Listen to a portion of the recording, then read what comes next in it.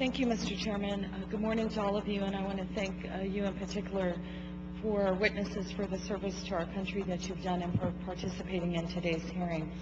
For the record, I want to advise you that at this exact same time, I'm supposed to be in Transportation and Infrastructure, where we're going to have a markup on votes, which may require me to depart. So I wanted to make sure that you knew that that would be the only reason why I would not be here present today. Getting back to the point of our hearing, a key component of emergency preparedness is the ability to alert and warn the public of an impending disaster. The Integrated Public Alerts and Warning System, IPAWS, has been designed to do just that by enabling alerts to be sent via audio, video, text, and data alert messages.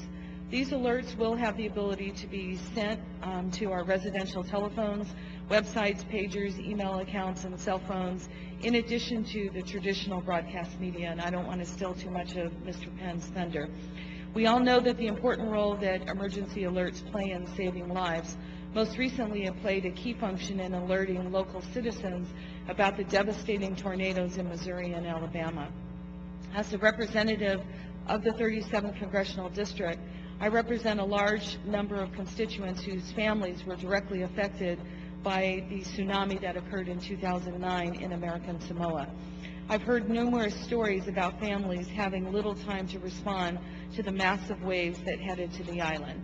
Sadly, failures in providing sufficient warning systems have led to less people having the ability to seek shelter prior to a storm surge. Examples here at home and abroad echo the need for an enhanced alert and warning capabilities that can leverage the numerous ways citizens receive information, including through text, email, TV, and social media.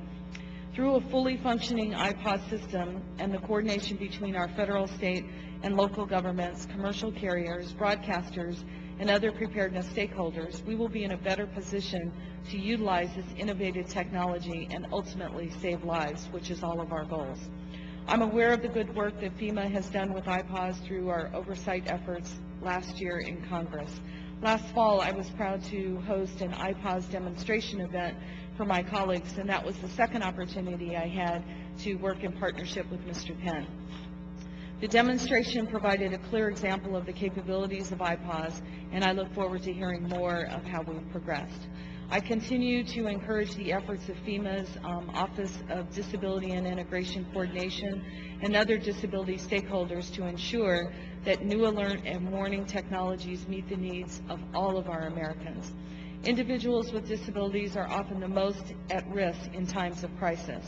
That's why I plan on sharing with our chairman a legislation called the Disability Integration and Coordination Improvement Act, which will ensure that the federal government has the resources it needs to protect all Americans from impending disasters, including our nation's most vulnerable. The importance of protecting these communities is critical to our emergency preparedness goal. Unfortunately, the great progress of IPAWS over the past 2 years can be derailed due to budget cuts on the federal, state, and local levels.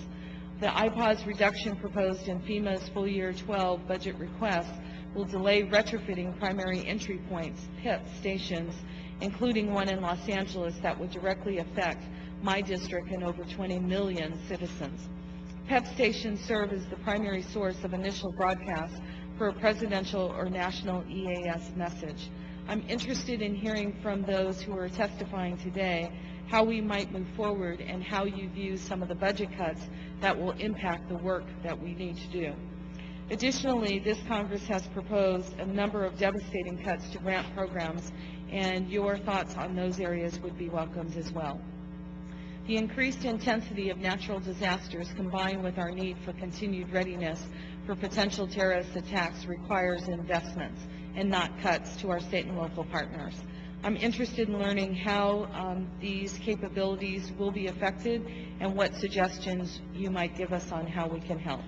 Again, I thank you for your testimony and for you being here today, and I look forward to everyone's participation.